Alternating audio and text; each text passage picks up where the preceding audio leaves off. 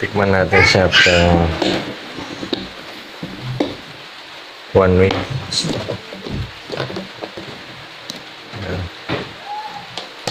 Drink water ka na? 1 week. Drink water? 1 week na po siya, no? Kaya titikman natin.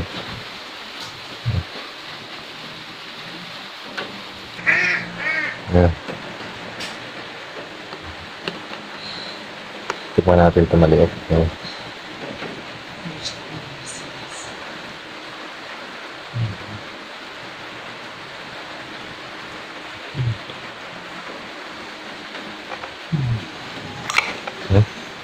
Mukhang crunchy po, yung texture niya.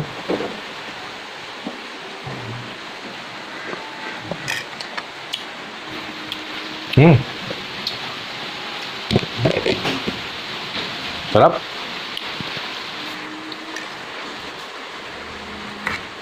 Sa loob po ng 1 linggo,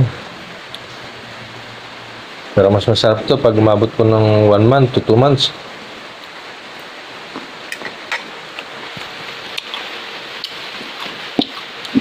Balik ulit natin ang sarap. Sarap. Kaso parang medyo naasiman ko. Pero tama lang.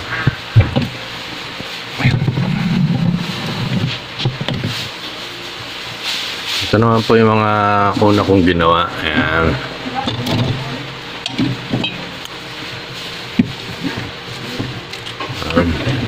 Ito po yung mga una kong ginawa.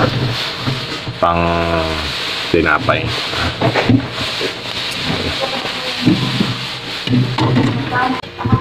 Ay.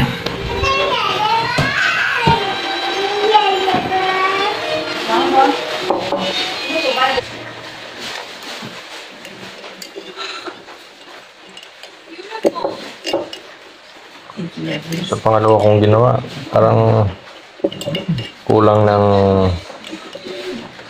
tamis.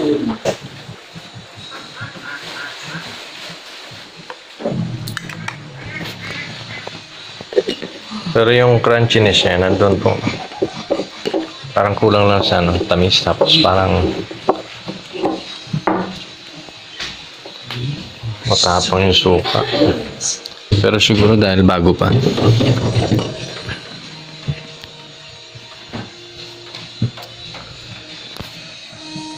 Ito naman, mga kuha na ito. Mga 1 month na po.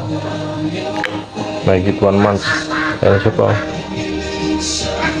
Masarap po ito sa tinapay. Sabi? Pwede po.